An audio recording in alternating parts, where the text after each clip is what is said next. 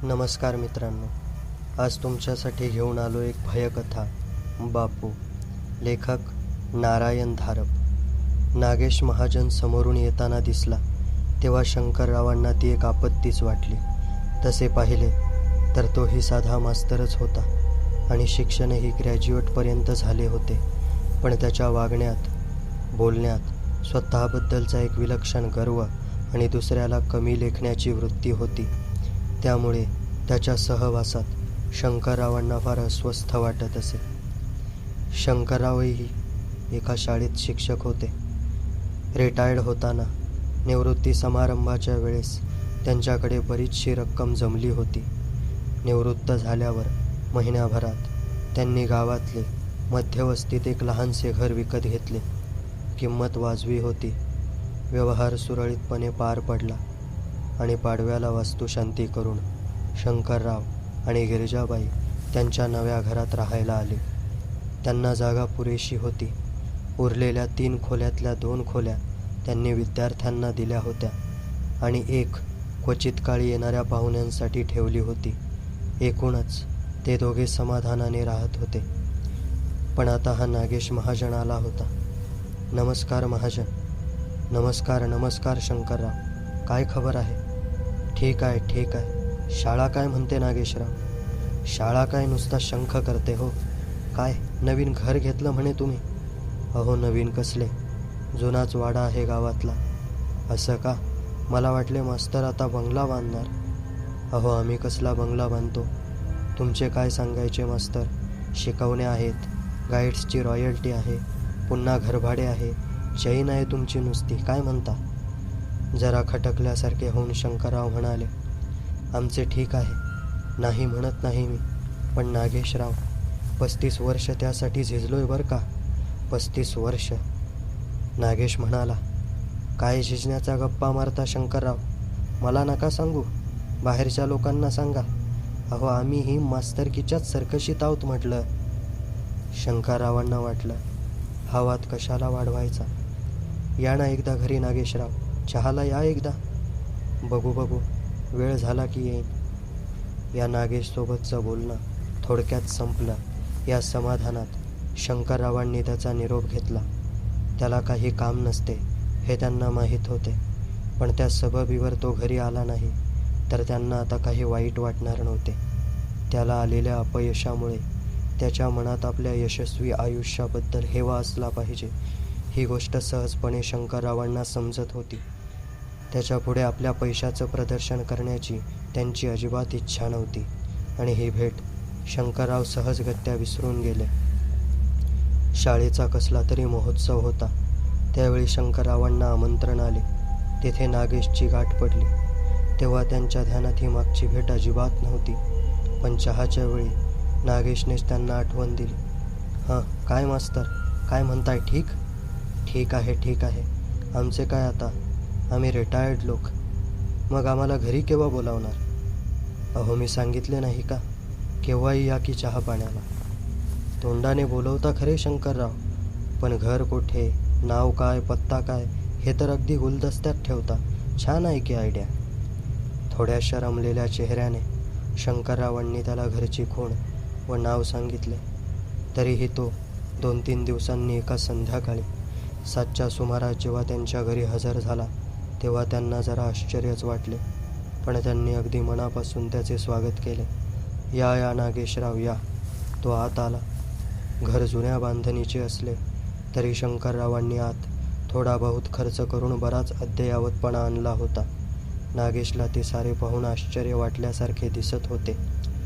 बाहेरच्या हॉलमध्ये बसल्यावर त्याची नजर सारखी खोलीतल्या सामानावर, रेडिओवर, पंख्यावर, भिंतीवरच्या मोजक्याच पण उत्तम चित्रांवर, शोभेच्या वस्तूंच्या कपाटावर फिरत होती.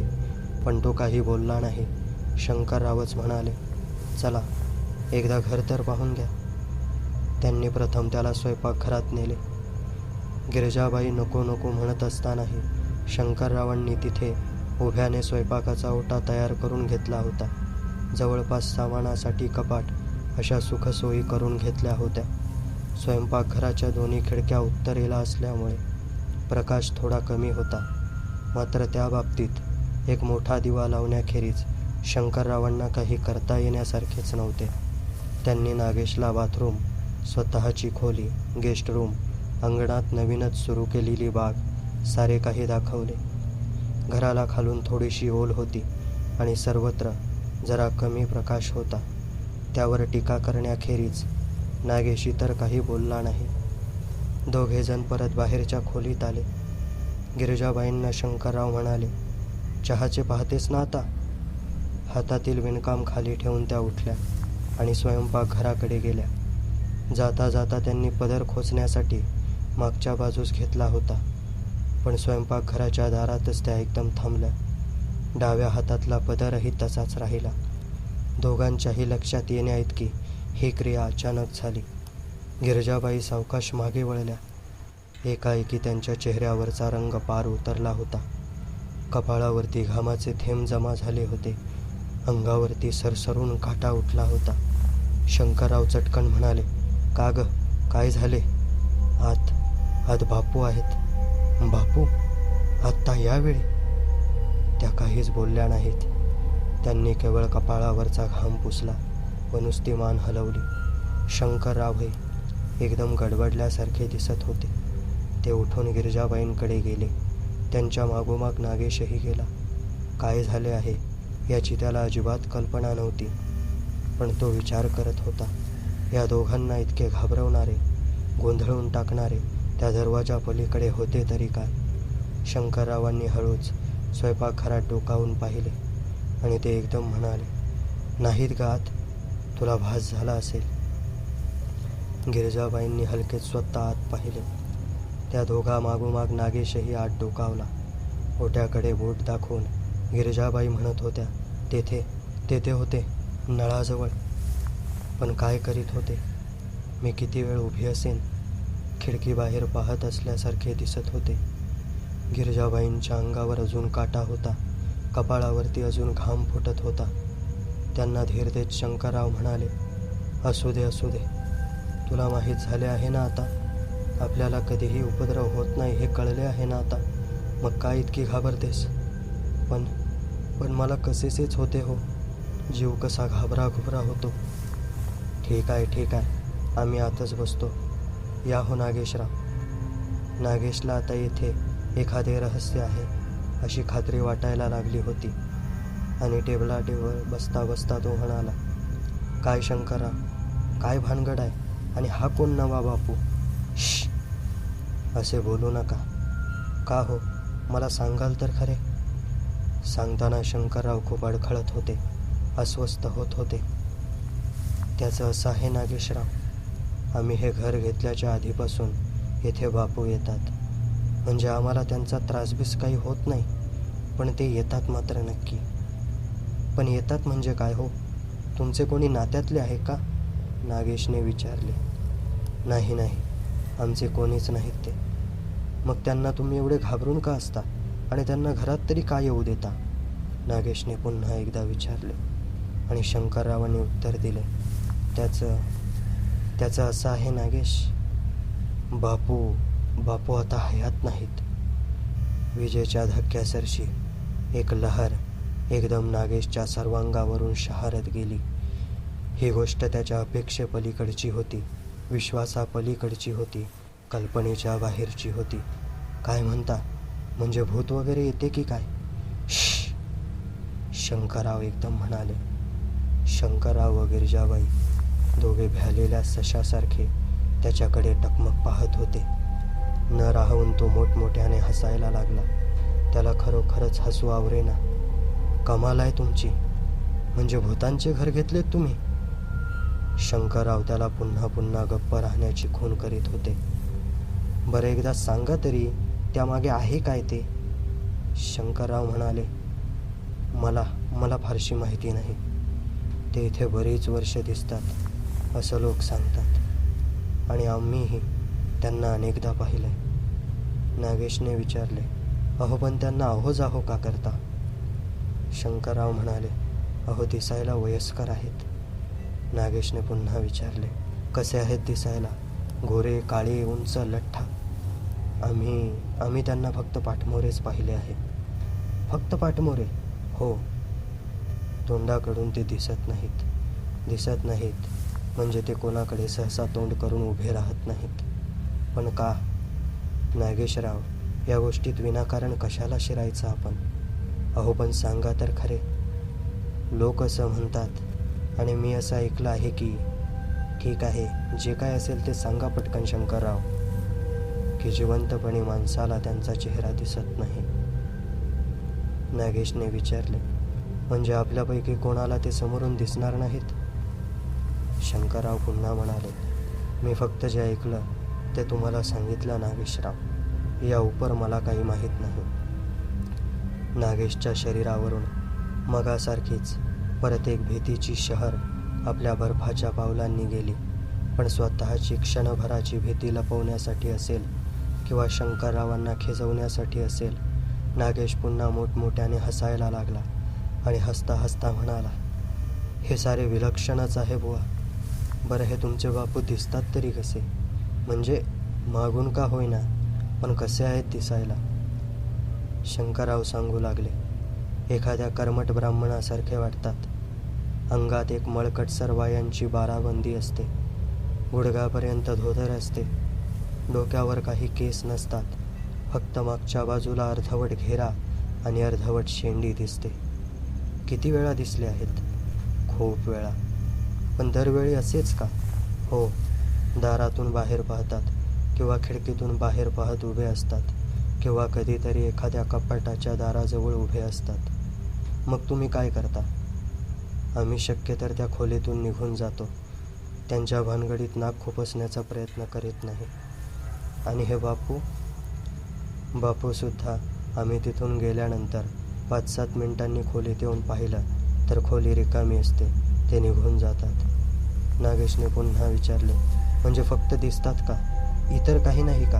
आवाज वगैरे, वेदनामय आवाज काही? दुसरे काहीच नाही. तुम्ही त्यावर आजवर काही केले नाही का? म्हणजे काही मांत्रिक वगैरे? शंकरराव पुन्हा सांगू लागले, ते करायची काय जरूर आहे नागेशराव? बापूंचा आम्हाला काहीही त्रास होत नाही. ते आम्हाला फक्त पाठमोरे दिसतात. या उपर त्यांचा आणि आमचा संबंध नाही. अहो पण कोणी आले गेले पाहुणे असतील तर? घरात मुले बाळे असतील तर? शंकरराव सांगू लागले, नाही, दुसरे कोणी घरात असताना कधीही दिसत नाहीत. एवढी वास्तू शांत झाली, 50-60 पान झाले, 8-8 दिवस पाहुणे मंडळी घरी होती, पण कधी काहीच दिसले नाही. म्हणूनच मला आता आश्चर्य वाटत आहे, तुम्ही असताना कसे दिसले याचे. आजपर्यंत असं कधी झालं नाही. ते आले की वातावरण एकदम बदलतं. अगदी हवा थंड व्हायला लागते, ताऱ्यांची दिशा बदलल्यासारखे भास व्हायला लागतात. परंतु ते फक्त आम्हा दोघांपुरतेच. इतर कुणाला ते कधी दिसत नाहीत. पण इतर वेळी कुठे असतात, काय करत असतात याची काही माहिती? नागेशराव, तुम्ही आता एवढे विचारलेत म्हणून मी यावर इतका बोललो. नाहीतर आम्ही या विषयावर कधी चर्चा करीत नाही. बाकीच्या गोष्टीशी आपल्याला काय करायचं आहे आणि मी सुद्धा कधी लक्ष देत नाही. तुम्ही अगदीच हे आहात शंकरराव, कोणाच्याही सांगण्यावर विश्वास ठेवता. या बापूंच्या नावाखाली कोणीही तुमच्या सरळ घरात यावे आणि तुम्ही आपली खोली सोडून बाहेर जाता. जराही लाज वाटत नाही? पण शंकरराव यावेळी नागेशकडे पाहून ठामपणे मान हलवित होते. नाही नाही नागेशराव, नाही. हे बापू घरात आहेत तोपर्यंत असे काही होणार नाही, हे एक. आणि दुसरी गोष्ट, ते आम्हाला कुठेही दिसले की तेच बापू, ही खात्री पटते. कशी ते काही सांगता येत नाही, पण तेथे एकदम एक वेगळेपणा जाणवतो. तिथे सर्व देहभान हरपते. थंड वाऱ्याची झुळूक येते. मानेवरून एक लहर शिरशिर करत जाते. असं वाटतं जसं कुणीतरी बर्फाचा गोळा मानेवरती ठेवला आणि पाण्याची एक धार सरळ पाठीवरून सरसरत गेली आणि खात्री पटते की समोर बापूच आहेत. नागेश म्हणाला, पण आपण प्रत्यक्ष पाहिल्याशिवाय काही या गोष्टीवर विश्वास ठेवणार नाही. आणि नागेश उठला. नागेशराव, काही गोष्टी अशा असतात की माणसाने त्या पडताळून पाहण्याच्या भरीस पडू नये. विषयाची परीक्षा कशाला घ्यायची? परंतु या उलट्या तर्कवादाने नागेश पुन्हा म्हणाला, शंकरराव, तुमच्यासारखेच सारे भित्रेस आहेत असे समजता का तुम्ही? माझी गणना तुमच्यात करू नका. ज्यावेळेस बापू समोर येतील त्यावेळेस खडसावून जाब विचारेन. थोड्याशा त्रासिक आवाजात शंकरराव म्हणाले, नागेशराव, तुम्हाला कल्पना नाही, नाहीतर या गोष्टी तुम्ही अशा थट्टेवारी नेल्या नसत्या. जरा विचार करून नागेश म्हणाला, नसत्या नेल्या कदाचित, पण तुमच्यासारखा त्या खोलीतून बाहेरही पळून गेलो नसतो. तुम्ही आणि तुमचे बापू सगळंच अजब आहे. शेवटच्या या उपरोधिक वाक्यावरच नागेशने त्यांचा निरोप घेतला. पण शंकररावांना असे वाटले की नागेश जरी गेला असला तरी त्याच्या मनातून तो विषय काही केला गेला नसावा. कारण त्यानंतर जेव्हा जेव्हा त्याची व शंकररावांची गाठ पडली तेव्हा तेव्हा त्याने बापूंचा विषय काढून शंकररावांना खिजवण्याची एकही संधी वाया घालवली नाही. मनातल्या मनात त्याच्यावर सरफडण्याखेरीज शंकरराव दुसरे काहीच करू शकत नव्हते. आपला त्यावरचा विश्वास तर त्यांना नाकबूल करणे शक्य नव्हते. दोघे एकटेच असताना नाही तर 4-4 त्याची टर उडवायला नागेशने कमी केले नाही. जणू काही शंकररावांशी बोलायला त्याला दुसरा विषयच नव्हता. तरीही शंकरराव हे सारे अगदी निमूटपणे सहन करीत होते. बापूंची क्रोश पाठमोरी आकृती घरात दिसली की जीवाची काय घालमेल होते.